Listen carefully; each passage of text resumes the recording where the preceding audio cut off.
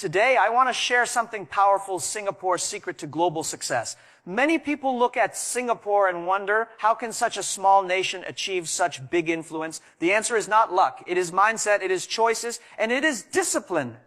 When people look at Singapore today, they see skyscrapers, a global financial hub, one of the busiest ports in the world, and a nation admired for efficiency and stability. But if you go back a few decades, the picture was very different. Singapore was a small island with no oil, no natural resources, no big land, and no vast population. Many people thought such a country could not survive, let alone thrive. In fact, when it became independent in 1965, some doubted whether it would even last as a nation. Yet today, it is one of the most remarkable success stories in the modern world. The lesson is simple, but powerful. Being small is not a weakness. Being small can be a strength. It depends on how you see it. When you have little, you are forced to use your mind more than your muscles. You cannot depend on what you dig from the ground. You must depend on what you create with your imagination. When you cannot rely on natural resources, you learn to rely on human resources. Singapore did not have oil, but it had brains. It did not have land, but it had ideas. And because it was small, it had no choice but to think differently. This is the mindset that transforms limitations into opportunities. Think about it in your own life. Many times, people complain about what they don't have. They say, if only I had more money, I could do something great. Or, if only I had more connections, more land, more support, then I could succeed. But history shows that the most innovative people and nations are not those with the most resources, but those who had the least. Because when you have little, you must fight harder, think smarter, and move faster. Singapore was like that.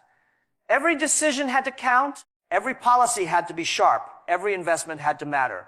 They could not afford mistakes. That urgency created discipline, and that discipline created results. A big nation with many resources may become lazy because they always think tomorrow there will be more. But a small nation with nothing learns to be careful, learns to value every drop, every dollar, every idea. That is why Singapore invested in education, in building systems, in nurturing people. That is why it became known for efficiency. Because when you are small, you don't waste. You don't take things for granted. You make sure that what you have is used in the best possible way. Being small also makes you flexible. Big nations with long traditions and heavy systems often move slowly. To change one policy, it can take years. To adapt to the new world, it can take decades. But a small country can adjust quickly, can reinvent itself again and again. Singapore had this flexibility. When global trade shifted, it adapted. When finance grew, it adapted. When technology changed the world, it adapted. Small size allowed speed, and speed created advantage. There is also another secret. When you are small, you must look outward, not inward. You cannot survive by looking only at yourself. You must connect with the world. Singapore, being small, understood this very early. It opened its doors to global trade, to foreign investment, to international cooperation. It made itself valuable to the world by becoming a bridge, a hub, a connector. It did not try to compete with bigger nations in size, but it competed in efficiency, in trust, in openness. It positioned itself as the place where the world could meet, trade, and grow together. Think about the port of Singapore. It is not the largest country, yet it became one of the busiest ports in the world. Why? Because it understood its geography, it used its location wisely, and it built systems that made trade easy, smooth, and reliable. It did not complain about being small. It asked it, how can we use our position to serve the world? That question changed everything. And this principle applies not only to nations, but also to individuals. Many people think, I am too small to succeed. I don't have the background. I don't have the money. I don't have the power. But being small gives you the chance to be hungry, to be sharp, to be fast. When you are small, you notice details others miss. When you are small, you value opportunities others ignore. When you are small, you take risks others are too comfortable to take. That is why many great companies started in garages, in small rooms with just a handful of people. They were small, so they had to be creative. They were small, so they had to be united. They were small, so they had to be bold. Singapore's journey is proof of this. It did not wait for the world to give it a chance. It created its own chance. It did not wait for resources to appear. It made resources through innovation and hard work. It did not cry about its limitations. It turned those limitations into strengths. If you have little, you must focus. If you have little, you must prioritize. If you have little, you must choose wisely. This sharpness becomes your advantage. When a country has too much land, Sometimes it wastes land. When a country has too much oil, sometimes it wastes oil. When a company has too much money, sometimes it wastes money. But when you have little, you treasure what you have. You stretch it, you multiply it, you use it in the smartest way possible. That is why Singapore, with so little, achieved so much. Look at education. For a small country, people are the only resource. So Singapore focused on building one of the best education systems in the world. Because they knew if people are smart, if people are capable, then the country can survive anything. When other countries wasted time on politics, Singapore invested time in people. When others argued about power, Singapore worked on discipline. Because small countries cannot afford to waste energy. They must channel it directly into growth. Small size also creates unity. When you are a small team, a small country, everyone feels responsible. Everyone knows their role matters. There is no space to hide, no space to be lazy. Everyone must contribute. This sense of collective responsibility makes small nations stronger than their size. It is like a small family business competing with a giant corporation. The family business has no choice but to work harder, serve better, and care more. And often, customers feel that difference. In the same way, the world felt the difference with Singapore. When people talk about development, they often talk about infrastructure. They say, look at those highways, those airports, those towers. They believe success is measured by how tall the buildings are, how fast the trains run, how wide the roads stretch. But the truth is, physical structures alone do not create real progress. The real foundation of any successful nation or business is not made of concrete or steel. It is made of trust. Without trust, even the strongest building will collapse. With trust, even a small foundation can hold up great achievements. Singapore understood this deeply, and that is why it rose from nothing to become one of the most respected nations in the world. Trust is invisible, but it is more valuable than gold. Gold sits in vaults, but trust lives in the hearts of people. It is trust that convinces investors to put their money in a country. It is trust that convinces a worker to dedicate their effort to a company. It is trust that convinces citizens to follow leadership through hard times. Without trust, no investment is safe, no partnership is strong, no society is stable. Singapore recognized that buildings may impress the eyes, but trust impresses the soul. And when the world trusts you, it opens doors that no skyscraper can open. Consider the journey of Singapore. In the early days, it had no natural resources, no deep reserves of wealth. What could it offer the world? It could offer reliability. It could offer safety. It could offer a place where contracts were honored, where laws were respected, where corruption was not tolerated. These are not things you can touch, but they are the things that make businesses and people feel secure. Investors came not because Singapore had oil or land, but because they trusted the system, they trusted the governance, they trusted that if they built something there, it would be protected. That trust was the real infrastructure. Trust also works like compound interest. Once it is built, it multiplies. A company that delivers on promises once may gain a little trust, but a country that delivers on promises again and again builds a reputation that spreads across the world. Singapore kept its word, kept its discipline, and showed the world that it was serious about being fair and reliable. Over time, this reputation became its greatest asset. Even today, when businesses think of setting up in Asia, many choose Singapore not because it is the biggest market, but because it is the most trusted environment. That trust became a magnet stronger than any natural resource. Building trust requires consistency. You cannot demand trust, you must earn it. You cannot say, believe me, and expect people to follow. People trust what they see, not what they hear. And Singapore showed through action that it was trustworthy. It built systems where rules applied to everyone, not just to some. It created transparency that gave confidence to outsiders. It ensured that corruption was punished, not protected. By doing this again and again, it showed that trust was not a slogan, it was a culture. And culture is much harder to break than concrete. Think about a company. It may launch a beautiful office, design expensive advertisements, and hire thousands of employees. But if the company cheats customers even once, if it breaks promises, if it delays payments, then all that image crumbles. No matter how shiny the building, without trust the foundation is weak. On the other hand, a small company operating from a tiny room can grow into a giant if it delivers consistently, treats customers with honesty, and keeps its promises. That is the power of trust, and Singapore demonstrated this on a national scale. Trust also creates stability. Investors and partners are not just looking for profits, they are looking for safety. They ask, will my investment be secure? Will the laws protect me? Will the system be fair? Singapore answered those questions with clarity. It showed the world that it was a safe place to do business, not because of tall towers, but because of strong institutions. Stability attracted capital, attracted talent, attracted opportunities. Without trust, money runs away. With trust, money flows in. Without trust, people leave. With trust, people stay. The most powerful thing about trust is that it reduces fear. Fear is the biggest enemy of progress. When people fear that agreements will be broken, they hesitate. When companies fear that systems will be unfair, they hold back. But when trust exists, fear disappears. Fear is replaced with confidence, and confidence creates momentum. Singapore reduced fear by proving that it was reliable. And with confidence, growth became inevitable. Another lesson is that trust is not built in one area alone. It is built across every layer of society. Citizens must trust their leaders, leaders must trust their citizens, companies must trust the government, and the government must trust companies. It is like a chain. If one part is weak, the whole system suffers. Singapore worked to strengthen every link in this chain. That is why trust there feels different. It is not just policy, it is culture. Trust also attracts talent. The best minds in the world do not just look for high salaries, they look for fair opportunities.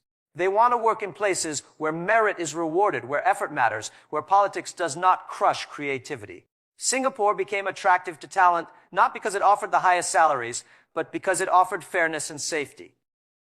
Smart people go where they are respected, and trust creates respect. This talent then creates innovation, innovation creates growth, and growth creates more trust. It becomes a cycle that feeds itself. The absence of trust is chaos. You can build 10 airports, 100 factories, 1,000 towers, but if people believe corruption decides the outcome, then none of those structures will matter. Investors will leave, workers will stop caring, and citizens will lose hope. Many countries have wealth, have land, have resources, but without trust they cannot rise. Singapore had little, but with trust it rose above many. That is why the lesson is clear. The invisible foundation is stronger than the visible walls. In business, the same rule applies. A company may spend millions on marketing, but the most powerful advertisement is trust. A satisfied customer who believes in you will bring 10 more. An investor who trusts you will invest again. A partner who trusts you will walk with you through hard times. And when storms come, buildings may shake, but trust holds people together. That is what gives real resilience. Trust also requires sacrifice. It is not easy to stay transparent, not easy to punish corruption when it's convenient to ignore it, not easy to choose fairness over shortcuts. But every time you sacrifice short-term gain for long-term trust, you plant seeds for a future harvest. Singapore sacrificed some comfort in the short term to build systems that were strict, sometimes even tough. But those sacrifices paid off in a future where the world trusted it completely.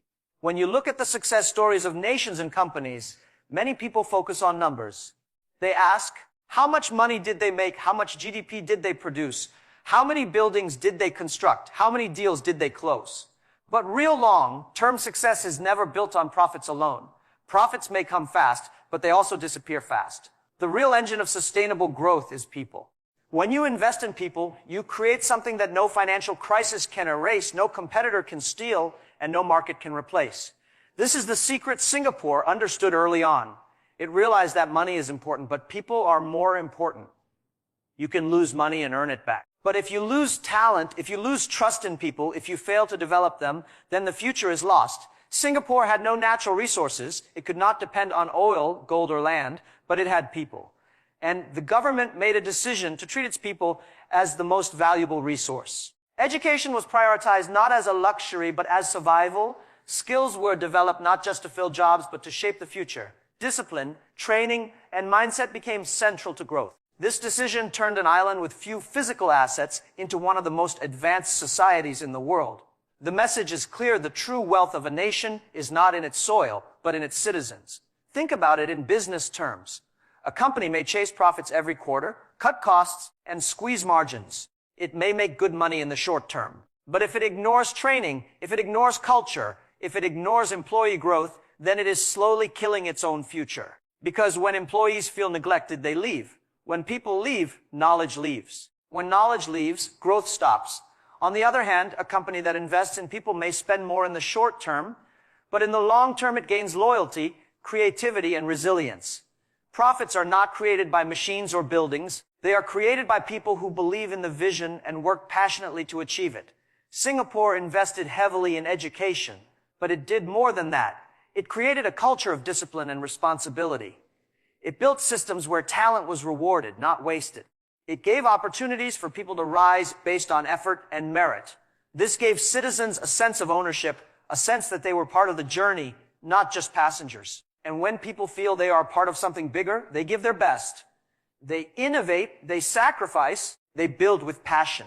That passion cannot be bought with money alone. It comes from investment in people. There is also something powerful about believing in people before they succeed. Many leaders wait until someone has proven themselves before they give support. But great nations and great companies invest in people early, even when they are unpolished, even when they are inexperienced. Singapore gave its young citizens education, gave them training, and believed that they could become world-class if nurtured properly. That belief transformed ordinary citizens into extraordinary contributors. This is the same lesson for leaders everywhere. Do not wait for people to become valuable before you invest in them. Invest in them so that they become valuable. When you invest in people, you also create resilience. Markets can crash, industries can change, but skilled, adaptable people can always rebuild. That is why countries that depend only on natural resources often struggle when prices fall. But countries that depend on human resources can reinvent themselves again and again. Singapore could not predict what industries would dominate in the future, but it knew that if its people were educated, disciplined, and adaptable, they could succeed in any industry. That is the true security. Not money in the bank, but skills in the minds of people. Another lesson is that investing in people is not just about education in classrooms. It is also about values, about mindset, about discipline. Singapore taught its citizens not just math and science, but also responsibility, respect for rules, and pride in hard work. These values created a society where things functioned smoothly, where efficiency became part of the culture. When values are strong, people become self-driven. They do not need constant supervision. They do not need constant control, because they know their role and they take it seriously. This invisible strength is what makes a nation or a company great. Investing in people also builds trust. When citizens see that their leaders are serious about their development, they give back with loyalty. When employees see that their company cares about their growth, they give back with commitment. This cycle of mutual investment creates stability. A country cannot grow if its citizens do not trust the system. A company cannot grow if its employees do not trust the leadership. And trust is built not by words, but by action. When leaders put resources into people, people feel respected, and respect creates trust. There is a saying that machines depreciate, but people appreciate. A machine loses value every year. A building requires repair every year. But a person, when trained, when motivated, when encouraged, gains more value every year. Their skills sharpen, their experience deepens, their creativity expands. That is why investment in people is the most profitable investment in the long run. It is the only investment that grows while everything else shrinks. For Singapore, this strategy turned its small population into a highly skilled workforce that could compete globally. It gave multinational companies confidence that if they set up in Singapore, they would find capable, reliable, disciplined talent. That attracted investment, which created jobs, which created more opportunities for people, and the cycle kept growing. People attracted opportunities, and opportunities developed people further. This cycle was the true engine of Singapore's success. If you look at many struggling nations, you will notice that their leaders focused too much on money and too little on people. They built tall buildings but ignored schools. They signed big deals but neglected training. They chased foreign investment but did not invest in local talent. In the short term, it looks impressive. But in the long term, the lack of skilled, motivated people becomes a heavy weakness. Without people, profits dry up. Without people, systems collapse. Without people, there is no progress. Investing in people also creates pride. When people feel that their country or company values them, they feel proud to belong. This pride creates unity, it reduces division. It builds a sense of collective strength. Singapore became not just a country with strong infrastructure, but a country where people felt proud of their role in the story. That pride made them ambassadors of their nation, carrying its reputation with dignity wherever they went. This soft power is priceless. You cannot buy it with money. You can only earn it through investment in people. And investing in people is not just the responsibility of governments or companies. It is also the responsibility of individuals. Each person must invest in themselves, in their skills, in their mindset, in their character. A country can provide opportunities, but people must also take them seriously. Singapore's citizens embraced this culture. They worked hard, they studied, they adapted. That personal responsibility turned national investment into real results. Without individual effort, no system can succeed. With collective effort, even the smallest system can achieve greatness. When we look at the journey of Singapore, one of the most important lessons is how it balanced its identity.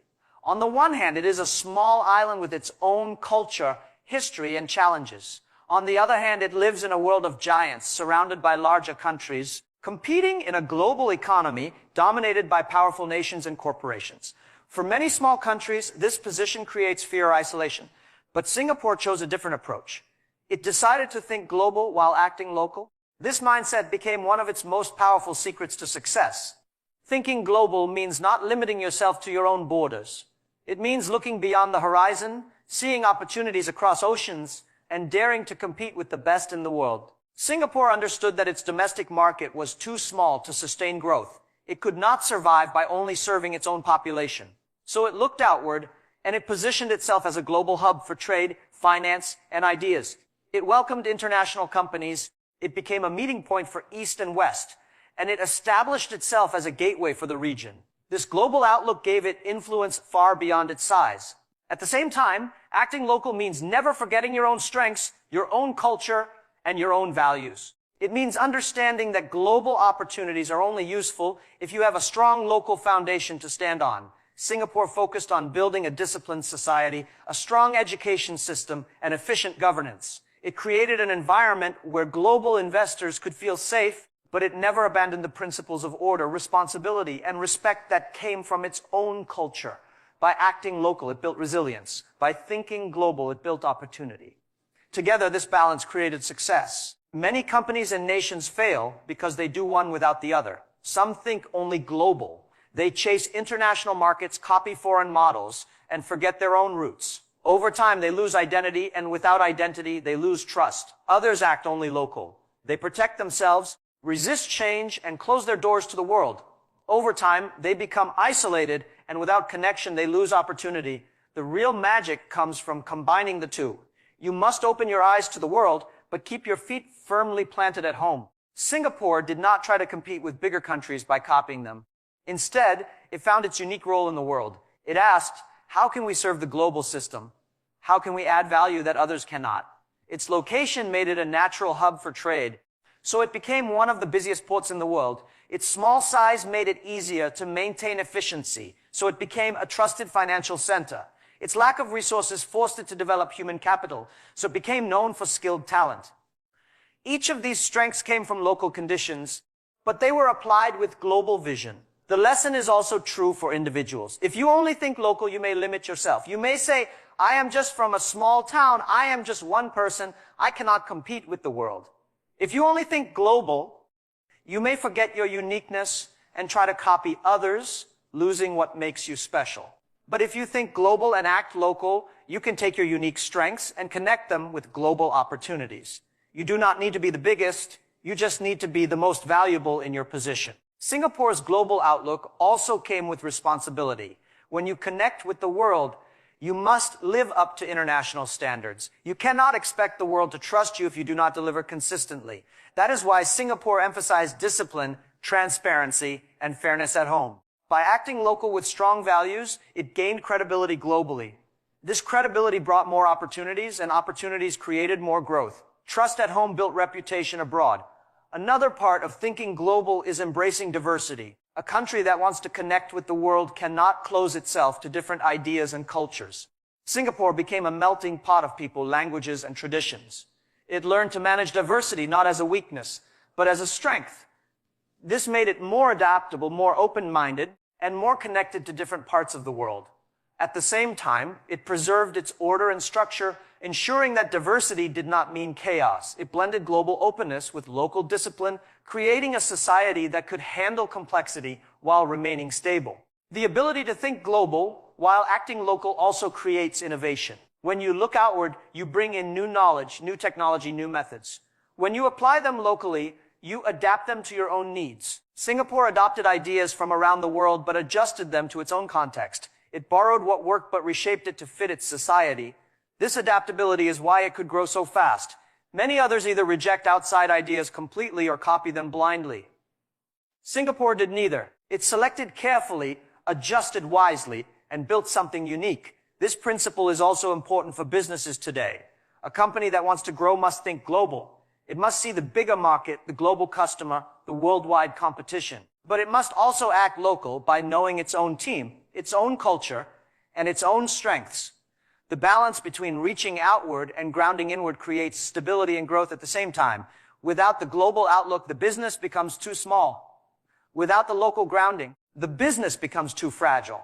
Singapore proved that size does not determine success, vision does. Its vision was never limited to its borders. From the beginning, it saw itself as part of the world. This global perspective gave it ambition, gave it scale, gave it relevance.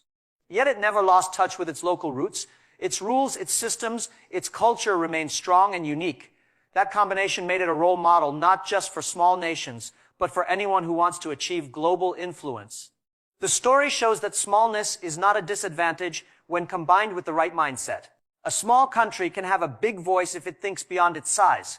A small company can have a big impact if it looks beyond its market. A small person can have a big future if they see beyond their limits. But the strength comes not from abandoning who you are, but from connecting who you are with the opportunities of the world. This is why Singapore's secret is so powerful. It did not choose between being global and being local. It chose both.